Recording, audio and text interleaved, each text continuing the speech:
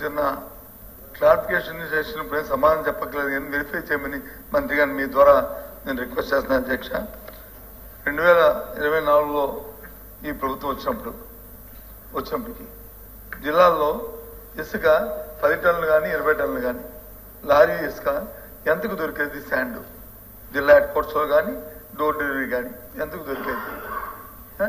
ఈరోజు ఎంతకు దొరుకుతుంది అంటే ఉచిత ఇసుక అన్నప్పుడు 375 రూపాయలు ఒక టన్నుకి ఉచితంగా వాళ్ళకి అదనంగా సేవ్ అవుతుంది. ప్లస్ మీరు ఇప్పుడు చెప్పిన హ్యాండ్లింగ్ ఛార్జీల్లో 25 రూపాయలు సేవ్ అంటే 400 రూపాయలు తగ్గాలి.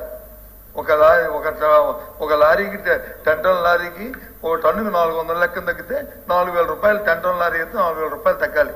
దయచేసి అది తగ్గిందా లేదో ఒకసారి వెరిఫై చేయమని మంత్రి గారు మీ ద్వారా రిక్వెస్ట్ చేస్తాను.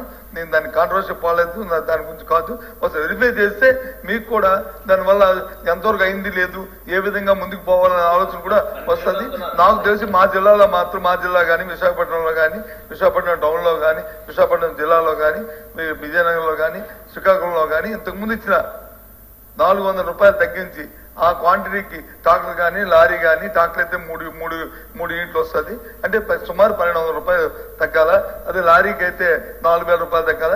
ఆ సందర్భం లేదని నాకున్న ఇన్ఫర్మేషన్ దయచేసి తమరు పరిశీలించవలసిగా కోరుతున్నాను.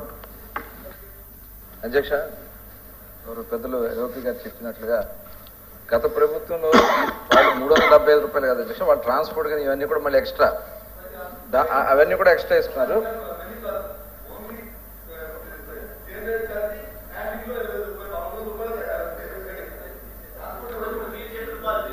లేదండి, అప్పుడు ట్రాన్స్పోర్ట్ ఎక్స్ట్రా అండి. అది 375 రూపాయలు రీచెస్ దగ్గర కాస్టే.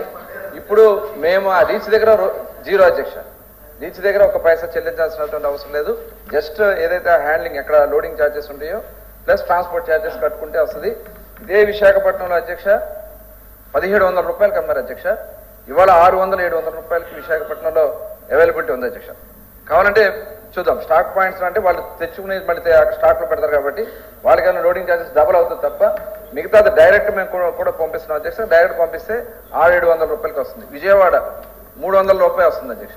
గతంలో ఇక్కడ విజయవాడలో మేము 30,000-40,000 రూపాయలు కొనుక్కున్నాం అధ్యక్ష.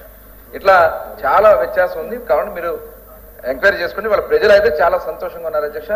కన్స్ట్రక్షన్ యాక్టివిటీ కూడా చాలా ఫాస్ట్ గా జరుగుతుంది అధ్యక్ష.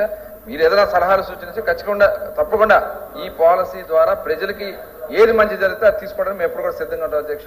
ధన్యవాదాలు అధ్యక్ష. అధ్యక్ష, ఈ